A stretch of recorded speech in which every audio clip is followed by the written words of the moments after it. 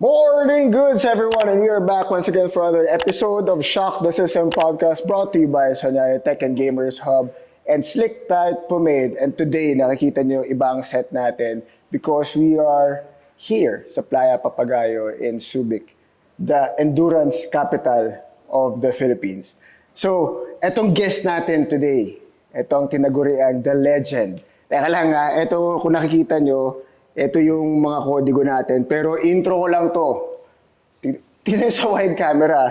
So, he is the first Philippine national champion in 1992. First Filipino to win 6 age divisions. 5-year member of Philippine national team in triathlon.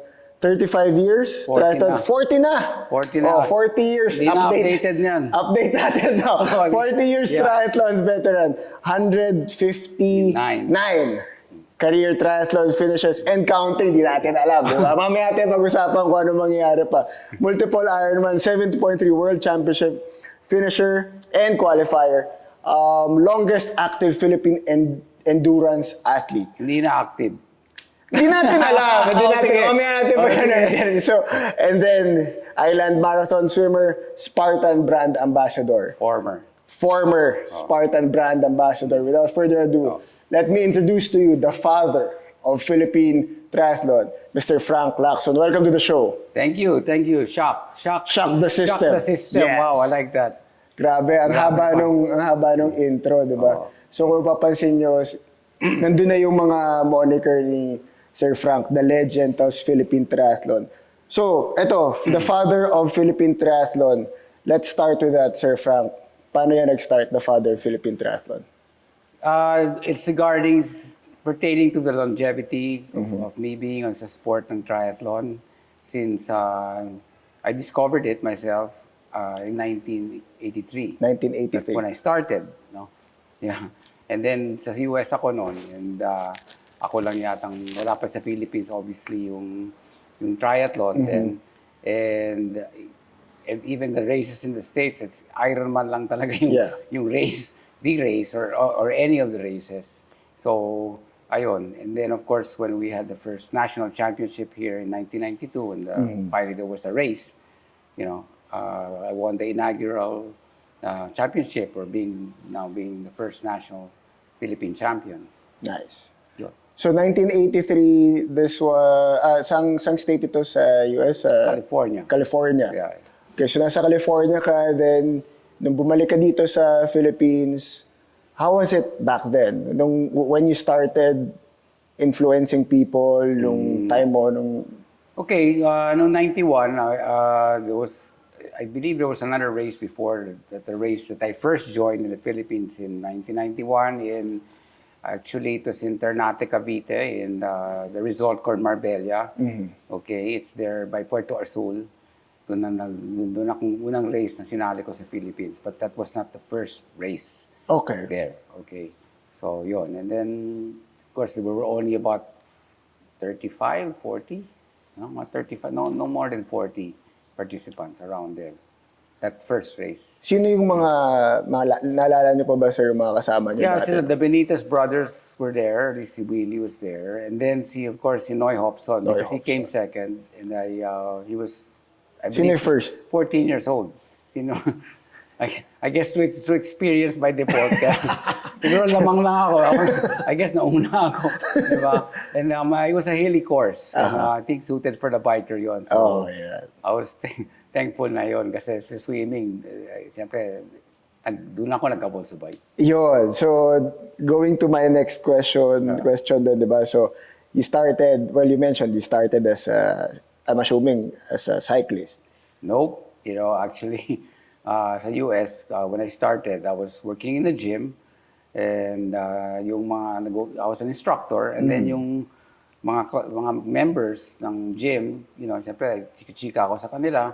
And then, yung isang, that one time, one of the members was on a life cycle. And then, siguro, napitan ko siya. And then, may binabasa siya. Tapos, curious ako, nakita ko Ironman. So, yun ako nakita yun. But so I was already a gym instructor working out sa gym. I was teaching mga aerobics, ang tawag doon that Aerobics time. pa yun. Aerobics pa yan. Yung mga Kala ko nga pang girls. Pero trabaho ko eh. And then I ran. So I was jogging. You can call it, hindi naman running. Running, but jogging, to be a trackster or a marathoner. Yung cardio. Yung cardio ko was running. So running was my background. So running, and then you fell in love with eventually, of course, cycling and then swimming. So doon sa tatlo, sa three sports na yon, ano yung favorite mo and your least favorite? Okay. Well, that time, ako sa cycling, siyempre because it was also, in the US, I had to also work. So I also had to go to work. So ginamit ko na lang yung legs ko. That was my commute. I rode to work or I ran to work. Okay. Okay. Pero ano ko sa bike. And bike, siyempre, it's like, you go fast eh. Siguro, and I found it na you cover a lot of ground pala in the bike. At the same time, training, yun na yun, and getting fit. Yeah. So, that's why I got to like the bike. So, nung nasa US ka, Sir Frank, were you also joining like mga small races or big races kagad yung sinalihan nyo as triathlon? Or may mga races ka pa ba na sinalihan na cycling only? Okay. Well, like I said, nung nag-start, Ironman lang talaga yung mga race, and yung mga iba siguro medyo malayo-layo yung mga triathlons, but then again, it was just the Ironman in Hawaii. Okay. It was just paumpisa pa lang what they call the USTS series, which was actually that's when the Olympic or the standard distance came. So, then ang alam ko lang is how do you train to be a triathlete? So it is just, well, you need to train like a swimmer, train like a biker, cyclist, or train like a runner. So ang base siguro sa just logically, and maybe reading a bit, I found out na siguro itong mga triathletes also did that because people in the local area they were enrolled or they joined yung master swimmer. So doon ako sumali, no? And also yung sa cycling naman, because I was attending college at UCLA, then there was also the collegiate cycling was there. So, and of course, I also became a licensed rider sa category 4, category 4-3 rider ako doon. So cycling. I joined the race. If you don't have a license, you cannot join the race. So, okay. So I had to certify myself or it's basically just becoming a member na. You're statistically nabilang ka. And then yung nag-join ako ng mga 10K, mga 5K, so I looked at that as yung mga kung saan ako. And then the triathlon came. And I remember yung first triathlon ko, it was in a Cal. It was actually I had to drive 2 hours to get to it. So parang ito yung unang triathlon mo, yun ang feeling na first time mo. Yeah. Nagte-training na ako, so ready ko nang i-apply yung tatlong sport. And it was, the race was a bike first, a swim, and then a run. So hindi siya yung katulad yung no. Actually, traditional na swim bike run. Nag-ano ka muna, nag-bike. Okay? Nag-run. Tapos pagdating mo dun sa, I believe it was only mga 3K or something like that. Yeah. And then you came in a parang community park na may parang public pool. Tapos pagpasok ko sa gate, pagbukas ko swimming pool na, pero parang one length of the pool lang ang swimming ko. Pero pagtalon ko, syempre, hindi naman diving. Ganun-ganun ka lang, tapos tayo na. Tapos diretso ka na sa run. Nice, eh? So, nung pagdating mo naman, so let's fast track to when you arrive here in the Philippines. Ano yung first race na ginawa mo dito? And would you consider, kung ano yung kino-consider mo na race? Was it an event or was it kayo lang gumawa? Kasi nung in-interview namin si Coach Ani, merong mga DIY triathlon na mga ginawa. No? So what was your first race nung pagdating mo dito sa Philippines? Yeah, that first race is the one, like I said, dun sa Marbella, dun sa Ternate, Cavite. That was the name of the resort. Actually, you may know it. It's Kailabne. Kailabne ang parang naging name niya na lately yan. Nandun pa yata yun. Dun sa area na yun ng nun. And I remember I think, in a disco that one night, and then sinabi O, sa sa akin, viewers natin, disco ang terms ha. Disco kanina, aerobics, tsaka disco. So magkuquiz ganun ba? tayo mamaya ng mga terminologies ni Sir Frank ha. Okay, sa disco. I think disco ba yung tawag doon hindi pa club. Hindi ba club? Pero parang ganon. And then, ayun, sinabi sa akin na doon, di ba you're from the States, you did triathlon. Somebody who knows me and I knew him. And he told me, oh, there's a triathlon. Siguro nabasa niya. And he told me it's going to be yun, sa race na yun. And then I got interested. So sabi ko kasi, with experience, and I just was curious, and I wanted to continue in the lifestyle. Yeah. So sumali ako. And then, ayun, hili siya, and medyo because of yung training ko sa past experience ko. Yeah. And 30 plus kami, I finished and I won it. You know. So, nakita naman natin dito sa credentials mo, Sir Frank, no, na 159 career triathlon finishes. Doon sa 159, ano yung most memorable sa'yo? Well, memorable was the first national championship. National Because, championships, yeah. Of course, being a champion for the country in a new sport. I mean, of course, I couldn't be champion. So U.S. where I got started. Yeah. So achieving that here and being a very young sport, so inaugural siya and first and national pa on that level. Sure, it was an honor to do that. And of course, what followed after that was representing the country for 5 years. For after 5 this years. Team, national team. What was the hardest race for you? Wow. Hardest race was Ironman. When I finally did an Ironman sa Taiwan, actually, I'm Ironman na. Sumali ako sa karating Ironman around the world. Doon ako sumali sa, I did a few. I did Langkawi, but the one in Taiwan also was a bit, first time ko, yeah. Penghu? Yeah, Penghu. Penghu. You go there? No, I heard it's Penghu. Oh, Penghu. Penghu. Yun pala. Kasi Kalimutan ko mahirap. na. Tama, Penghu nga ang tawag doon. Kaya Penghu eh. O, yan na. And then let's talk about briefly your last race, which happened last year. Oh, yeah. Okay. At the Subic, di ba? Yes, that was just one race I did last year. It was more a charity race. Para siyang legacy race ang tawag dyan. What's up? Pardon me, alam ko It's fine. It's my cat, gutom na to. So, alam ko, laging nangyayari sa Facebook to. Tuturo sa Facebook. Nandiyan yung pusa. So, wala siyang alam. So, yan. Alam na niya na. Nilanong ko na eh. Ibig sabihin, don't bother. Sorry. Anyways, the question was, the last race yeah. was last year. And I'm already in the couch. Ibig sabihin, medyo nag-slow down na ako because of family business commitments. Kaya gano'n na ako lay low. And of course, the Subic International Triathlon celebrated the 30th race. So milestone yun, being 3 decades. 30th year. 30th year, being 3 decades. So the organizers, Tri-Philippines, Tri-Philippines, so invited me. And not only me, but a lot of some Of course, sila Coach George Vilog, nandun, di ba? 2005, and those who joined Subic race, or did the Subic, 2005 and earlier. 2005. So the first Subic was 1993. Tapos siyempre 2005 merong mga sumali. So sinali na nila para hindi naman ako lang ang sasali doon.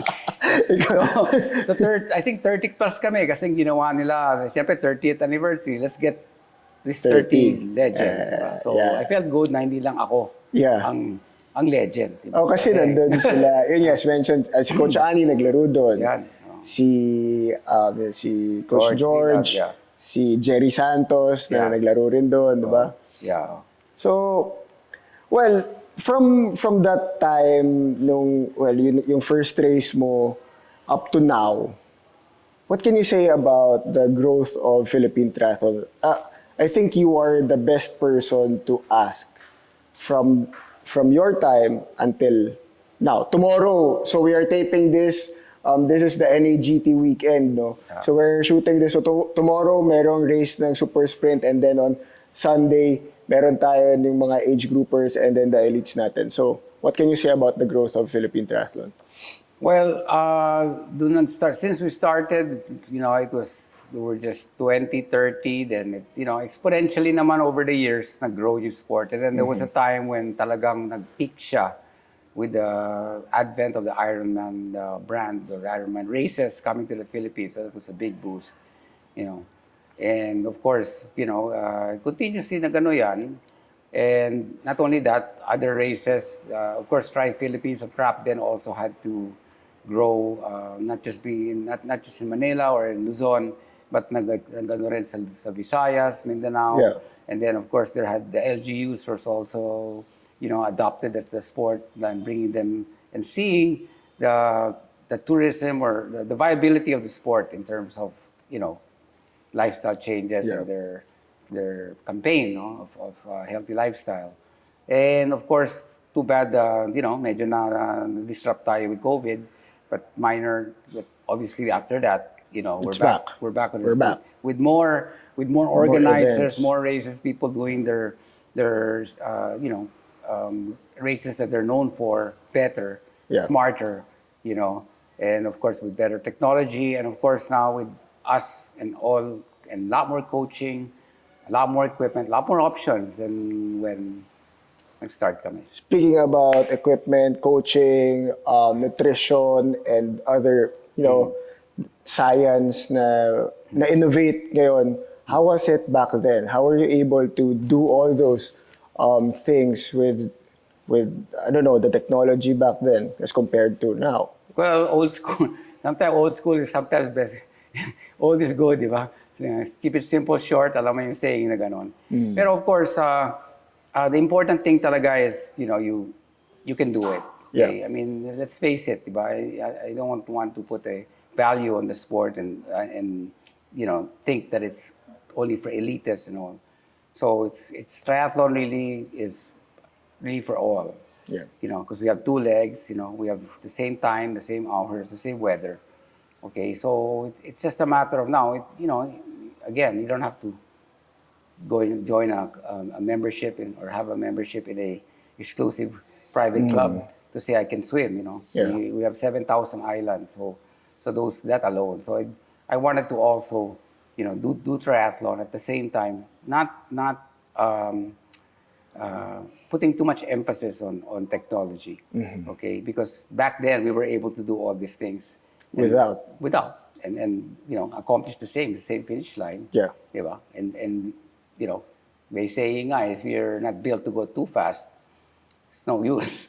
Diba? I think you know what I'm talking Yeah. about, diba? As far as aerodynamics and all. Correct. You have to kung mabilis na yung speed mo, dun magkikik yung fast bike mo. Yes. So, di ba? So for most, just having two wheels and using your legs, I think is good. And at least saying that you are a triathlete. And It's to finish. already an achievement. So that's how I wanted to do it. And of course, sa akin, I was to also trying to see how fast or how much better you could be even without those. Okay? But don't get me wrong, I welcome always, technology and all that. And sure, of course, if you're happy with it, diba, and it helps, diba, then all the best. Let's go back to the early stages of your triathlon life. Kasi right now, as mentioned, it's very scientific yung approach na ng mga tao mainly because I can attest that this is from since na-expose yung how the pros does it, diba? Especially the Norwegians. So they really want to expose what they're doing. So let's go first with nutrition. What were your nutrition hacks or ano yung mga kinakain nyo before nung time nyo? Well, I remember yung time pa na, again, starting this thing way back, I bonked a couple times. So through experience, I learned the hard way rin. We learned the hard way, luckily, hindi naman ako learn the hard way na sumemplang, matututo rin, luckily, walang ganon really. It's more, and speaking about the nutrition, I learned yung times na nag-long rides ako and nababonk out ako. And that's when I found out how I learned it that way. Kasi wala pa talagang mga, literature on mga ganon, very little pa Okay, wala pa tayong wala pang Google na, Yes, wala pang AI na gano'n naman. yes. Nagsasabi na sa'yo, di ba? Na Yeah. without a coach, di ba? Yeah. But so it was a trial and error for me. And then of course, I thought that eating a lot was the carbo loading and stuff like that. I mean, was pero syempre, I found out rin na hindi rin effective yun. Yeah. Di ba? So, syempre, I had to find ways and means. And eventually, I partnered and learned, how to eat a healthy breakfast, and then eating, eating to train, okay? Not, or yeah, uh, training to eat rather. Training to eat. I train to eat or eat to race. Okay, hindi yung ano. Train to eat to race. Nakakalito, di ba? Okay. Di ba? Hindi yung eat to race. You train to race. Hindi naman na ako. Sige, Kasi correct. most people think na kung triathlete ka, nag-workout ka ng alam. Pwede ka kumain ng marami. Yeah. So, ang tawag doon is you eat to train. Di You ba? eat to train. Tama? Correct. Di ba? You eat to, di ba? Tama ba yun? Sorry, you train You train to eat. You train to eat. Oh, so magte-train ka para makakain ka ng marami. So yung sa'yo, baliktad. so ikaw, you eat to train. para makapag-train ka. Okay. And same thing with the race, you eat to race. So you eat lang what you need there. Correct. That's the confusion. You just eat what you need. Nothing in excess. Nothing in Diba? excess. Although it's very addictive, Yeah, it is. Food is addictive. Pero yung terms of temptations and it is not a license to eat. Yan. Okay, so dapat control.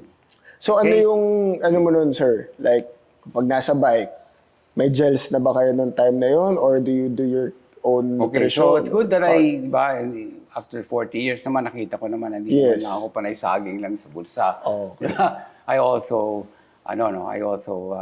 lived through the gel theory because I found out that sa umpisa, we can have that also. Diba? So it was basically yung, cookies, anything talaga that you're used to. And of course, I tried them all rin. Granola bars, yung medyo solid.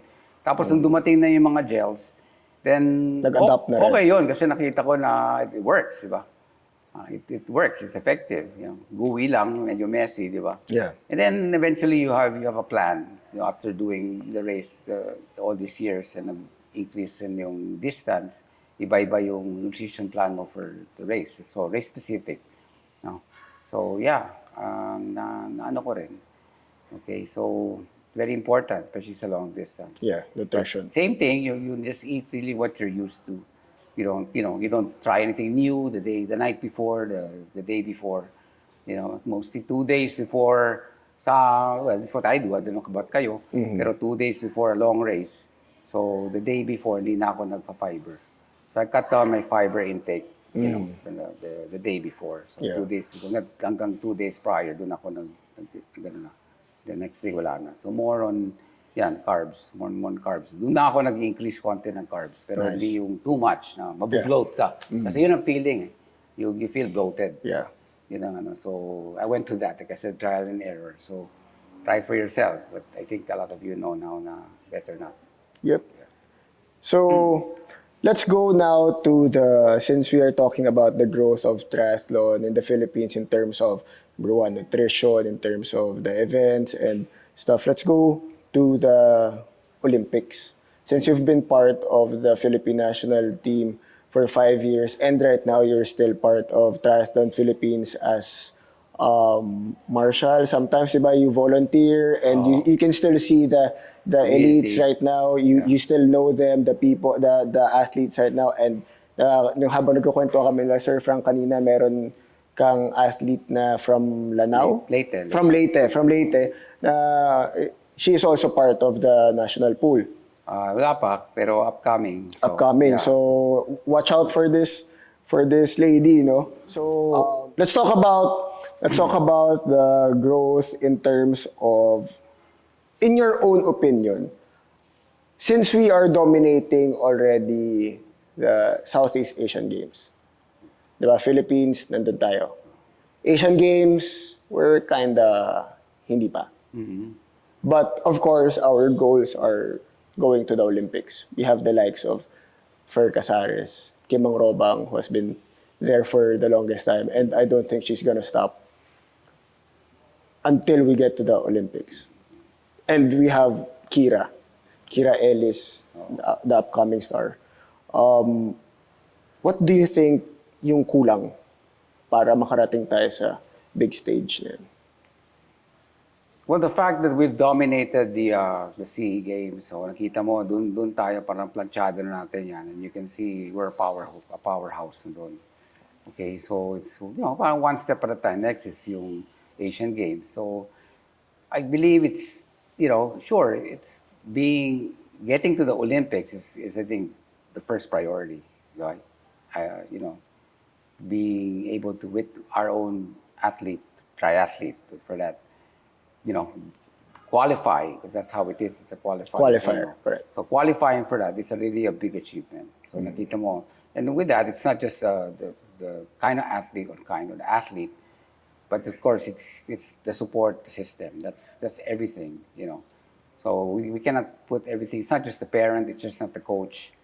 It's not the federation. Yeah. Parang you have to deserve to get there. So hindi pa tayo doon. Pero ang nakikita ko over the years is palapit na tayo doon. So we don't know who it's gonna be and when, and just like what happened in the last Olympics when we finally broke the drought, the gold medal drought. So magaganon din tayo in triathlon. So we will finally get somebody to get a spot, or at least be in the start. How many years do you think, Sir Frank? Wild siguro prediction. How many years more from now? Okay. Well, I think, we always ask the famous 10, we go by multiples of 5, 10 or 5. Well, I believe within 5 years. Within 5 years? Within 5 years. Yan ang pusta ko. Hindi ko naman sabihin next year. Hindi ko naman sabihin 2 years. Hindi ko naman 5 years. By that time talagang, siyempre we've normalized in the old, the slow times during COVID. Yeah.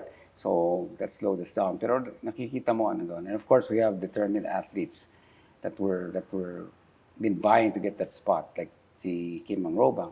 Okay, and of course, Tri Philippines. I know it's I can just see and imagine when we finally get a spot to Olympics, because I know that is one of their objectives. Yeah, no for matter sure. What. And hopefully, probably anak mo na. Uy, grabe. Tama. But, sorry, ako hindi. Sigurado, nandun yun. Sigurado yan. Yun. Kaya nga sabi ko 5 years eh. Sabi ko sana 10 years eh. Sabi, sino yun? Tinatanong na kung sino daw eh. Sa Iron Kids muna siguro. Narinig mo yan, ha? Hear that, Alex, Iron Kids muna. Pero sigurado dun tayo papunta. Okay. Sige. Diba? So kung 5 years yan, buhay pa ako nun. Naman, syempre, because napag-usapan natin. Malay mo, ma-inspire akong bumalik, di ba? Abangan nyo, baka ma-inspire bumalik si The Legend. So kasi nag-usap kami kanina na nandito tayo sa Playa Papagayo, and si Sir Frank, kasi nasa 71 years na pala itong Playa Papagayo, hindi natin alam, napakatagal na ito nandito at institusyon na itong business na ito. It started with Sir Frank's grandmother, si Nina Papagayo, Ninas Papagayo. So yung mga titos natin dyan, sa mga kanina ko kwentuhan kami, hindi ko na alam yung mga landmarks sa pinagkakwentuhan nila ni Kuya Raul, no? Na nandyan. At ako ay nakikinig lang. So 71 years. 71 years na itong business na ito. At ang sabi ni Sir Frank, gagawin niyang 100 years. 100 years. So that's what? 29 more years. 29 more years. From now. Diba? From now. 29 more years from now. Swim bike run pa ba? Kailangan, di ba? At least maintain na lang. So yun ang question ko, di ba? Kasi wala nagtatanong. What's next? What's next for Sir Frank? That's a good question. What's next? Well, again, because na-focus na ako to make it 29 more years to get us to 100 years sa amin. Yan na yung finish line ko dito. But yeah, I really miss the lifestyle that I used to, I grew up with. And gusto kong, parang at my age, just to do what I can, di ba? And maybe look fast, kasi lagi ko naman sinasabi, di ba? Faster, not older. Not older. Diba? Kaya sinasabi ko rin ngayon, Hindi ko naman sasabi na hindi na ako fast kasi older nga ako ngayon, pero hindi na ako fast. Hindi, sinasabi ko yan to remind all of you. And since I'm the biggest barker or the biggest person announcing and broadcasting that, I better not Live with it. lose touch. Yeah. Diba? So, Faster, not older. Diba, pag nababasa ko yun na nagko-comment si Sir Frank noon, talagang talagang gaganahan ka, parang babawian ko to. Diba? Gustong-gusto mo ulit mag-race kapag si The Legend ang nag-comment sa'yo nun. So, kapag nandito kayo sa Subic, don't forget to drop by. Punta kayo dito sa Playa Papagayo. This is along the National Highway going to Zambales to. Yeah. Diba? So, lalabas ng SBMA. So, makikita nyo to along the road. Playa Papagayo, napakasarap ng food. Tex-Mex, specialty natin dito. Diba? Tex-Mex food, tapos may accommodations, beachfront. Maraming mga triathlon teams na nagtitrain dito because andito yung sikat na Castle Swim. So, it's like 1.5 going out, right? 1.5. 1.5 going out to the castle and 1.5 back. That's a good open water swim already. Yun, makikita nyo yan dito, yung White Castle na napakaganda. So, banggit nyo na what's next, and of course, you think that this is the finish line, but of course, a lot of people are also, syempre katulad ko, hindi ko kayo nakita na nag-race ever. But of course, with my age group ko, mga kabatch ko, gusto sana namin na makita ang The Legend to race one more time. We don't know when, we don't know kung saan, but hopefully we catch you and do whatever you love. No? So, last segment natin, your advice to triathletes starting today. To all the newbies, how do they start this triathlon journey? Okay, well, first of all, make a decision to better yourself, diba? What I've also discovered is I made goals during my career in triathlon. There was always a finish line. So whatever I started, I finished. Okay? So of course, at the moment, there's still more to finish, right? So you do that through your life. So it's not just a finish line. So for you who want to get started as a triathlon, yeah, you ease on it, make decisions to get better, fitter, wiser, think of yourself and your family by being involved in something that you want them to be also involved. Like meaning inspire. We're all here inspiring people that we love, that know us. So that was my biggest passion, is to continue doing this and inspires most as possible. And I hope I can still continue to inspire in a great way. But that's not the point. The point is we already started it. Kaya, parang nanganak na to, di ba? Yes. Nanganak na kayo from when I started this in 83. So continue to do that and you will attract a whole lot more. So for those who are getting into the sport, there's a lot. It's easier now. There's lots of places around the Philippines, the world, a lot of opportunity, a lot of coaching, a lot of training, a lot of methods. Diba? So whatever you feel comfortable with. Okay. So for those naman who are up and about, who are already involved, yes, try to just better yourself, better your time. Sometimes if you don't have any more reason why you are still doing this, so you tend to slack off now and you get lazy and then, diba? But if you have a reason to think that you'll be better next year, kaya merong faster, not older, because every year you get older, you get your birthday, you always ask, are you better? Diba? So if you say you're faster, that means you must have done your homework. You were consistent. You did some training. You did what you had to do, whether it's with a team, a coach, basta ginawa mo. And for those who are aspiring to level up because you love it and you enjoy it, then the sky's the limit. Then you've got the Olympics, diba? Like I said, 5 to 10 years or more, doesn't matter. The thing is, diba, it could be you, or it could be anak natin, grandkids natin, diba? So, yun lang. And how will it ever be them, diba? Siyempre, it started with us. Yes. Ganda. Ganda nitong episode na to. So, Sir Frank, would you like to invite our viewers, our listeners to drop by? Also, of course, hindi ko alam kung may na-miss ako kanina. how would you want to promote this place? Napakaganda, hindi mo na kailangan punta ng Boracay. May mga bagong innovation na ginawa si The Legend dito sa harap. Kung last time, kung medyo matagal na kayo di nakapunta dito, yung harap nito, napakagandang disco place. Disco ba? Hindi naman. Parang good vibes. Good vibes. Good vibes. Good vibes. Parang Boracay feel, Yun. pero wala ka sa Boracay. Yun. Ganon. And of course, siyempre, with that is, my attention, my customer service to you to ensure everything's fine. But like I say, especially sa mga triathletes, come to a place that's but owned and run by triathletes, for triathletes. Yun. Okay. And of course, dito, I'm always here.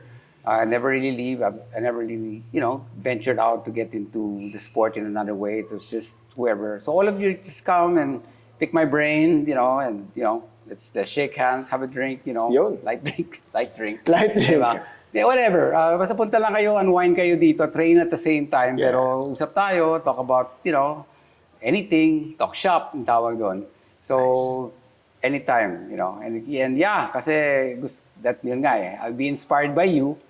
You'll inspire me to continue to be active because when you come here, syempre, you'll want to swim the castle, sabi nga ni Rafi, or gusto mo mag-bike dito sa mayroon kaming hills, mayroon kaming plains, mayroon kaming wind, lahat dito na. Yes. So, tsaka yung open water. Yes. Diba? Kasi hindi naman panay pool Correct. Triathletes need the open water experience. So, Yeah. dito feel nyo. Okay. So, if ever you've decided or may plans kayo na pumunta dito sa Playa Papagayo, we'll put the page dito. Lalagay namin dito yung Facebook page, Instagram, yung socials, tapos andyan yung mga contact details. Please look for The Legend. Tapos siya na bahala sa inyo dito. Resort built by triathlete for triathletes. Yep. Okay, so that ends our segment. Thank you very much, The Legend. Thank you for your time and of course for having us here. Yeah. And please don't forget to follow us on our socials, subscribe to our YouTube and Spotify channel. This has been Rafi together with Frank Lacson, The Legend, the father of Philippine triathlon. And we out.